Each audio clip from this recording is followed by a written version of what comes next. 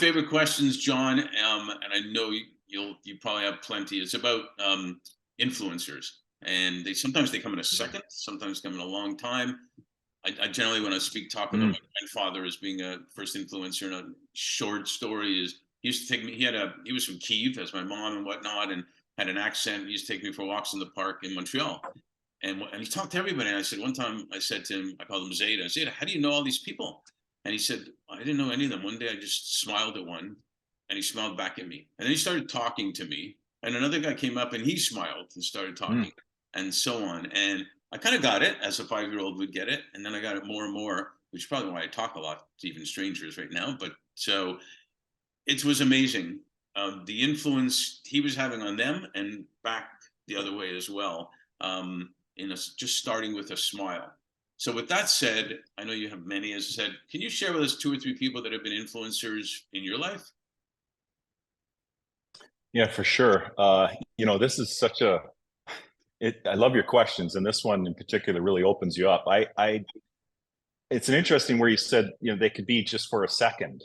And so I'll start there. And I didn't know I was going to say this, in this moment, that's for sure, until you said that. But my best friend and business partner, his uncle, who is no longer with us, when we were young entrepreneurs, I noticed that he would show up every couple months in our office, and I wasn't even sure how he knew where we were working. And he would show up with a big smile, and he would come in and he would ask every single person how they are, and stand in front of them. And no one really even knew who Uncle Lloyd was. It was my business partner's uncle, but he wanted to know how you were, and Mark, that didn't stop for years and years and years. And he ended up, like, we moved offices, he would be visiting us. And then what I found out was that that's what he did in his retirement. He went around every single day, and we were on his docket once a month. But that means he had a lot of people on his once a month, and he went and visited people. He was out there asking how they were and shaking their hand. And so I would say in that second one, wow, there's so many lessons for life in that one, right? Shake a hand, look in the eyes, ask you are, and listen. That's so a big one in my life, my father, my dad. I came from a family that was divorced and separated, and there was 4 of us boys, and even us boys were separated. So my dad became a very important figure in my life, and he taught me groundedness, stability, and calm. And I was one of those, let's just say, young men that was looking to explore and be very adventurous. So I always wasn't doing necessarily the appropriate thing, but I could always count on my dad being a rock. I could always count on my dad being there, supportive in my corner, and he taught me that temperance and patience.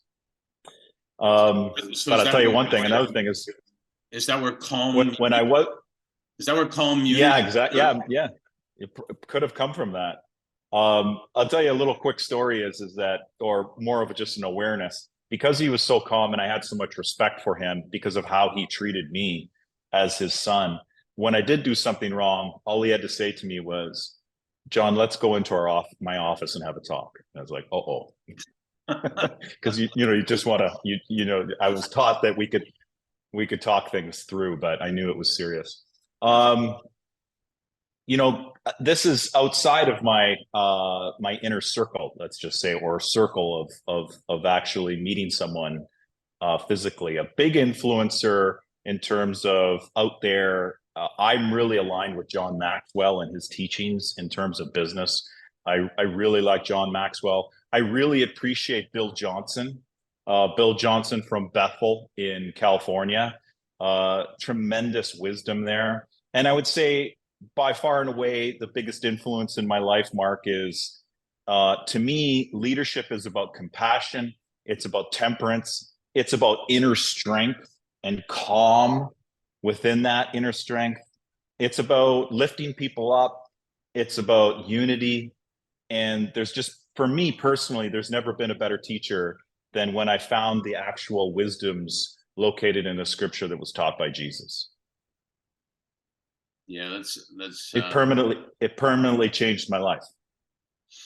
Well, we all need faith, and I remember seeing a video of, we don't need to argue about what it's called. We just need to be in it, Yeah. and Yeah. and use our energy in the right way. So, well, I'll tell you what, since that major breakfast that lasted hours, into brunch and whatnot, you've influenced me, and I really appreciate that, and look forward to doing a lot of good stuff, more good stuff together. So thanks for sharing all that. Really important. Likewise. Me too, Mark.